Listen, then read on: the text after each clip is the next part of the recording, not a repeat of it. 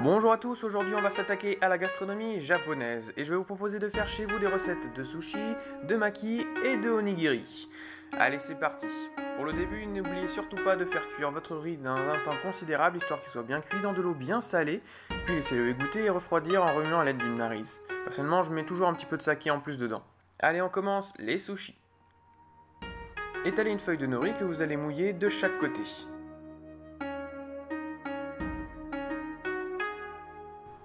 Puis découpez-le en bandes très fines à l'aide d'un couteau bien aiguisé, sinon c'est un petit peu galère.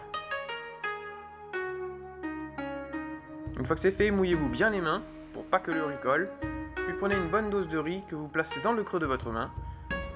Fermez ensuite vos doigts ainsi, plus les doigts à chaque extrémité et serrez bien fort. Le but est de condenser le riz.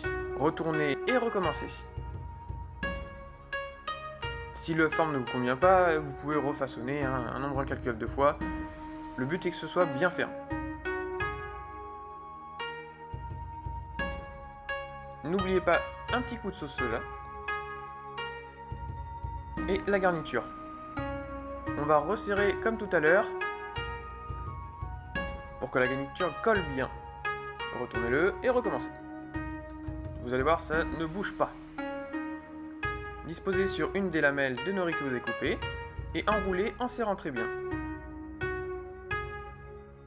Et voilà, mais on peut le faire aussi avec des crevettes, du rumsteak ou même du thon. Avec un peu de patience, vous arriverez à ça. N'oubliez surtout pas de huiler votre plateau, sinon ça colle. Allez, on passe au maki. Étalez une feuille de film, puis posez votre nori sur ce film et mouillez-le comme tout à l'heure.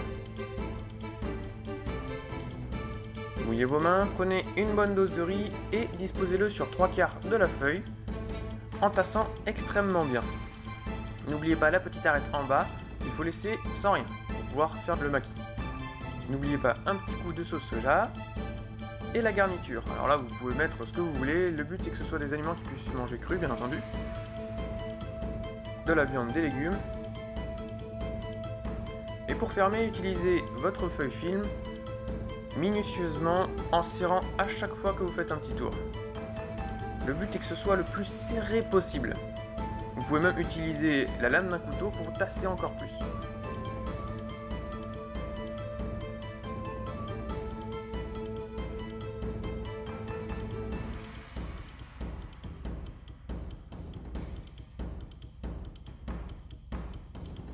Voilà, normalement quand c'est bien serré, vous pouvez manier le rouleau comme vous voulez, ça ne fait rien.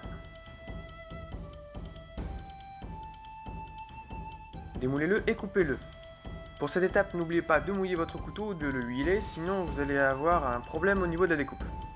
Allez-y minutieusement et vous devriez avoir des nettes tranches équitables. Et voilà.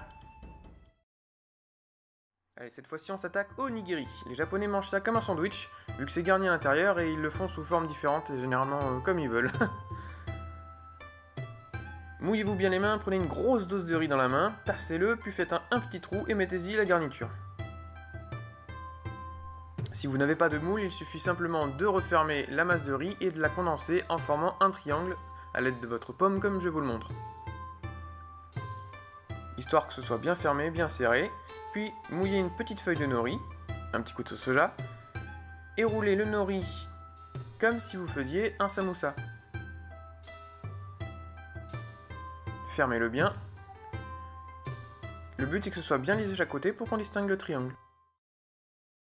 Et voilà, j'espère que cette vidéo vous a plu. Personnellement, j'ai adoré les manger par la suite. Et je vous dis à tous un très bon appétit et itakimasu! Miam miam miam miam.